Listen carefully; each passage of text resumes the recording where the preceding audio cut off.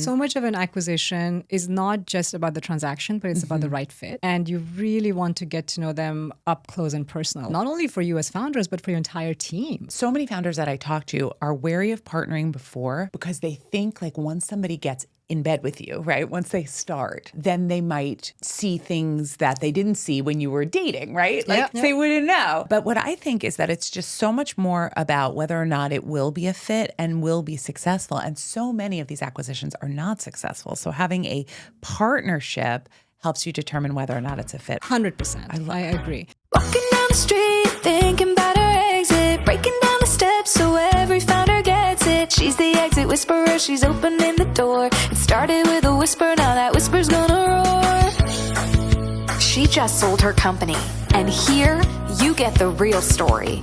Shh, you could be next. Walking down the street, thinking about her exit.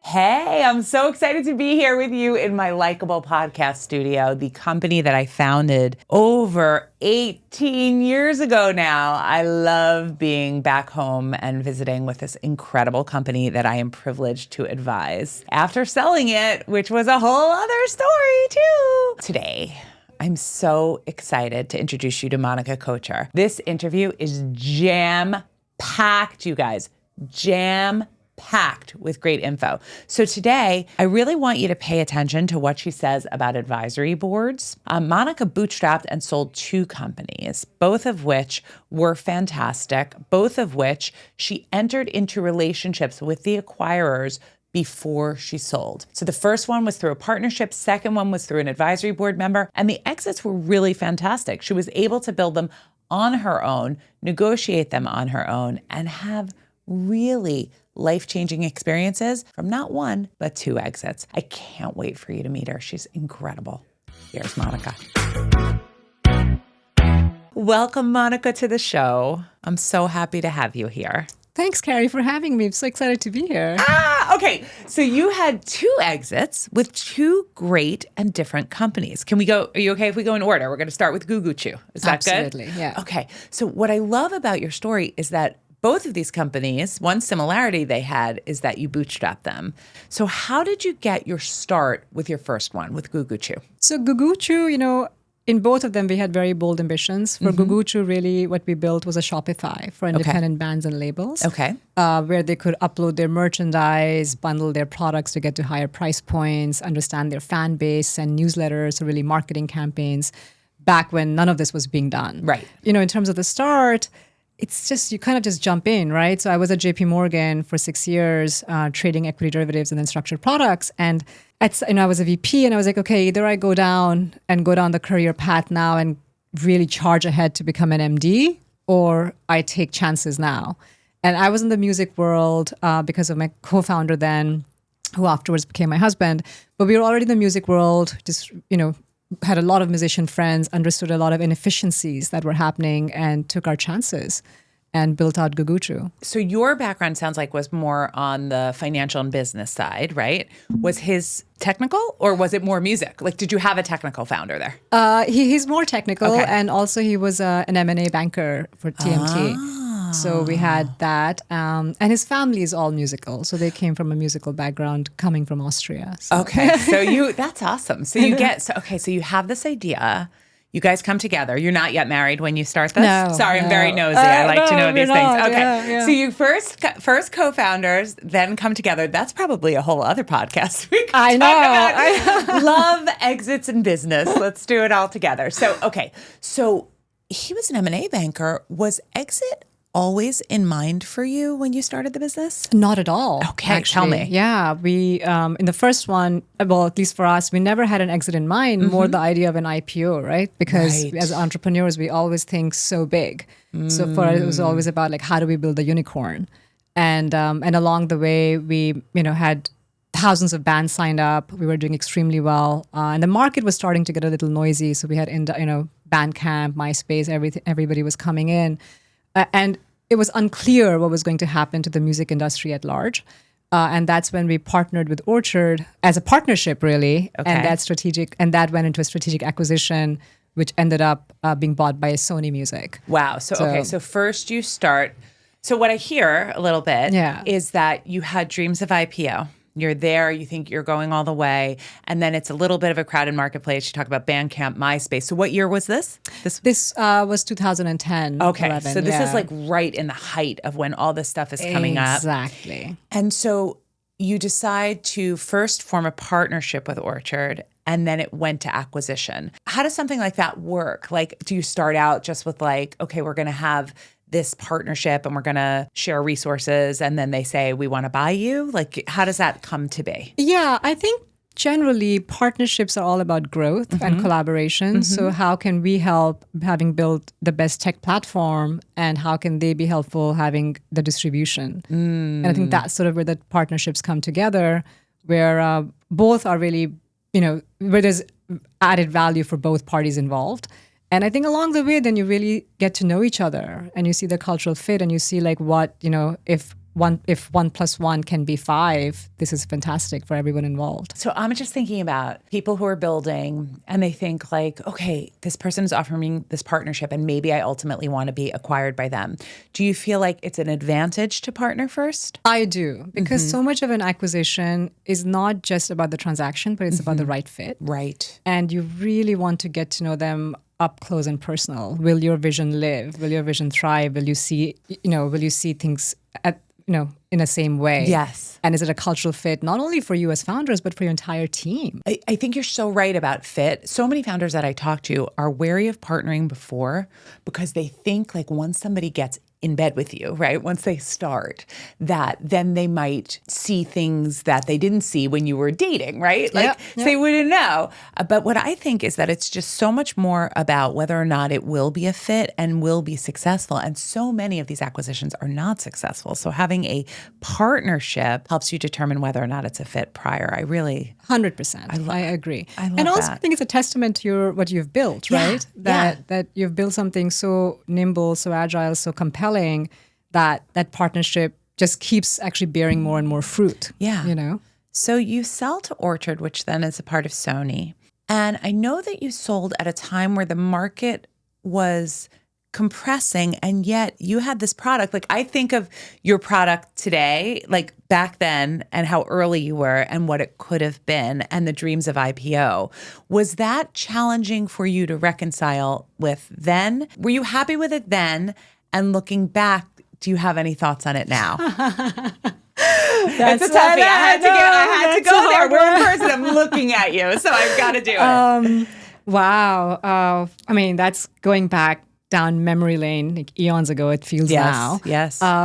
Look, I think all of us, and you're such a successful entrepreneur yourself, I think we always look back at what we have built and what we achieved at the time we achieved it, and how far advanced we were, hopefully, right? And sometimes maybe you just get you hit the market at the right time. Yes. And sometimes you're early and sometimes you're late. So if I look back now, having the hindsight and having seen how the market evolved, 100%. I wish I could just go back and buy it up again, But in that moment where we were in the music market with all that was happening and the uncertainty surrounding us, I think it was the best decision to make sure that Gugu grows and thrives and has the right home. Absolutely. And also it was a life-changing exit for us. We bootstrapped. Of course. Yeah, And that's the thing is like when you bootstrap businesses, any exit you have at any size, 7-figure, 8-figure, wherever you, even 6-figure, like it really does change to get to the next level of where you want to go and do your next thing. Yeah. And had you not done that, you might never have founded SmartGift. 100%. Tell me about SmartGift. So there's so many things that I love about this story and this exit. So tell me a little bit about what SmartGift was and how you came up with the idea. And at that point, are you married to your co-founder? Wow. So we have a lot of questions here. I should have just brought my co-founder You should here. have. We should have had him here. Your co-founder, aka your life partner. My life partner. I mean, that's how it is, right? Yes, Startups are a baby. So yes. Exactly. Yes. So SmartGift, it's such a great time to be actually talking about SmartGift because we're going into Q4, which is the thicket of the holiday season.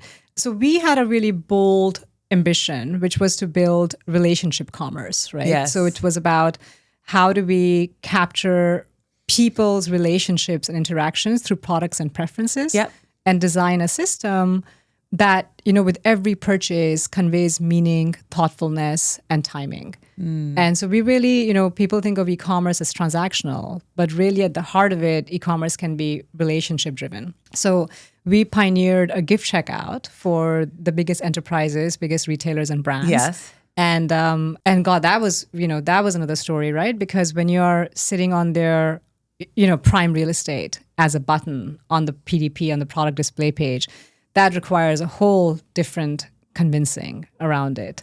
And really for me, it's always been, great, great product scale efficiency, but great brand scale emotions, right? And if commerce is all about the me transaction, you have to bring the generosity, the gifting transaction within it and buying for others. Absolutely. I remember when I was reading up on this about how easy you made it. Like when people were selecting who they sent a gift to, like it already knew who the address was. Like it already knew everything about it, which I thought was so, so cool. And I know that you sold to 1-800-Flowers, which is a fantastic company and family of brands.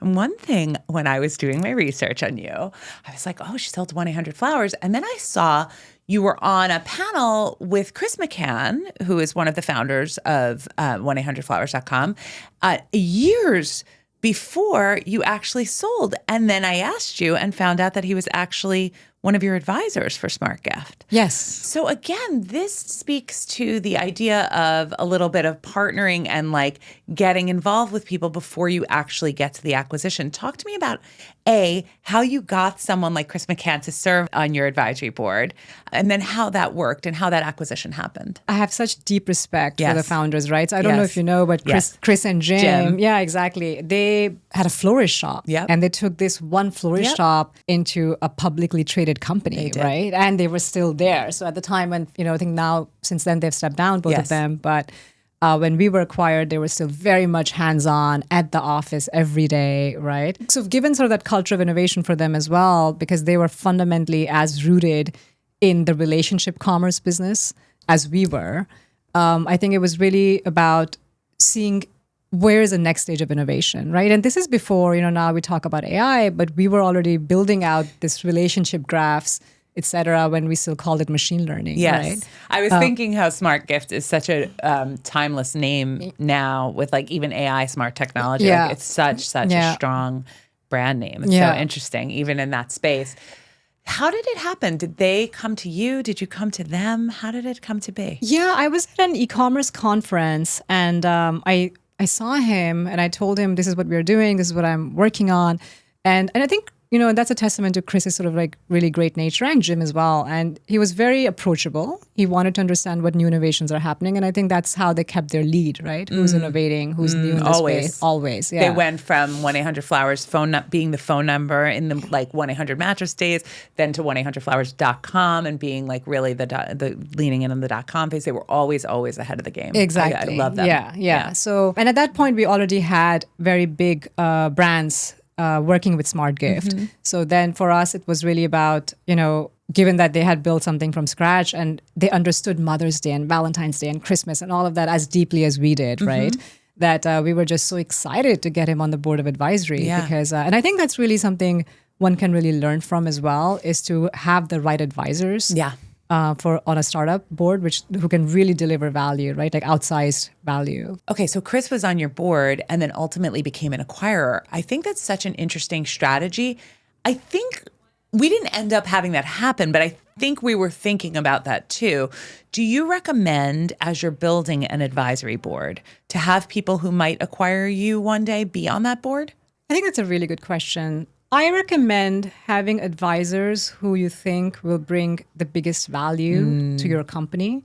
And if they have something truly outliers, right? And if they can actually, if your values are aligned. Yeah. So if, his vision has always been, and Flowers' vision was at that point as well, how do we make gifting ubiquitous? And that was our vision too. And so you were aligned. We were aligned. So as long as you're aligned and you feel like it can help grow the company, then it could be a great idea. Exactly. Okay, so did they come to you? So what happened? So he's on the board and then you eventually, did you decide it was time to sell, or did they say, hey, we want to go for this now? I think it was a bit of both. I think one of the biggest things that happened for us was around, when COVID hit. And then the whole world changed as you know it. And everybody was remote. And what happened is that all of a sudden people just wanted to show their expression of gratitude. Yeah. And, corporates were coming and they were like, look, our employees are working all day and then they're taking care of their kids. And we really want to corporate gifting exploded. Corporate gifting exploded. I know. I ordered a ton of stuff. I remember. Yes. Exactly. And then we had built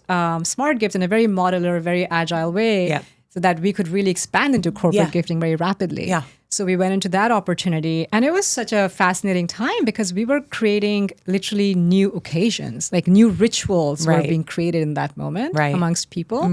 So to be at the forefront of serving those moments just felt like it just felt so beautiful, so impactful. Yes. So we expanded massively during that time, and then it kind of just naturally came to the point where we felt like to keep expanding further and to really scale up the opportunity that was delivered to us and the technology we had and the partnerships we had. A big partner would be the best place. Yeah, otherwise you'd have to raise, right? Yeah. And were you averse to raising? Fascinating. I mean, was that, initially, I think I was raising, like the first year when I started, I was trying to raise, but as you know, it's hard for women to raise. Yes. And then I was just like, and then we started making money and then we started getting contracts and then we were profitable. And then, I was like, well, I don't need to raise. And I think there are certain businesses you want to raise for and there's certain where you might not need to raise, which is fantastic. Yeah. And now the whole thing anyway is seed strapping, where people are just raising enough to seed strap. And then, especially with AI, you can really scale so much faster. Yes. So that's how it, to answer your original question, that's how it happened, where it just aligned, where they also wanted to keep growing. Their share price was at a really good pace. And they were like, okay, what's next for us? And they want to align with more and more innovations. And I think that's how sort of serendipity, critical moments, they all come together. So we were just there. And that's also part of having them as an advisor, that you're really always in touch. And our team was serving them for the last 4 years. So they had also seen our team very intimately. Yes. How good it is, how we can go from zero to delivering products at scale, powering millions of interactions. And we had seen how they work. So it just felt like it was the right home for everybody, the right cultural fit, the right alignment. In fact, I remember, during the negotiations, and it's always, acquisitions are always a negotiation. Yes. But it never felt adversarial with them, We were at some point, I remember this one meeting clearly where we didn't even talk about the deal structure. We were just talking about the vision of corporate gifting. Wow. The vision of what technology can enable in not just enterprise level, but everyday moments gifting, And 4 hours later, we were still charting that out. And that's when this is good. You were inspired by the vision and the shared vision of what you had together. 100%. So much so that the deal terms were obviously had to be hashed out and negotiated, but were sort of the secondary to what you could actually build together. Yes. So the transaction, of course, it had to make sense for all of us involved. Everybody. Of course, right? But the transaction almost took second stage as opposed to what can we do together? How much there's still so much to achieve. There's still so much to grow and build. There's like the charity angle to add. There's so much you can just continue doing within the world of buying for other relationships, right? So that took front pedestal, if you will. Yeah. Did you end up using, when you went to 1-800 Flower, I mean, you knew that buyer, that was, you. I'm sure you led that deal. Did you end up using a banker or anything for the process? No. No. And that's because both my co-founder Bernd and I came from finance. Yep.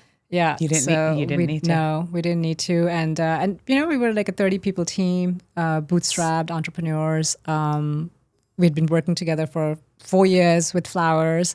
And we just had knew it was right. Yeah, and we had an exit before, so we had sort of that experience before us. Yeah. And so I find a lot of times that when businesses are bootstrapped, even when they're extremely successful, they have 30 to 40 people, anything like that. A lot of times when at least, well, you had so your difference is you come from finance. I did not come from a financial background. So I had 50 people out of New York. I had bootstrapped. I mean, I think it was a substantial business, but I felt that I wasn't big enough. You know, the investment bankers, I never felt like big enough, you know? It's like, so it was like, I always felt like they didn't give me the time of day and attention that I felt like I needed in a lot of ways. So it's so great that you had that background and ability to do that. And I think you're so right that with bankers, it takes on all new layers, right? And some exits, especially if you know the parties involved, I think you get a lot more value, both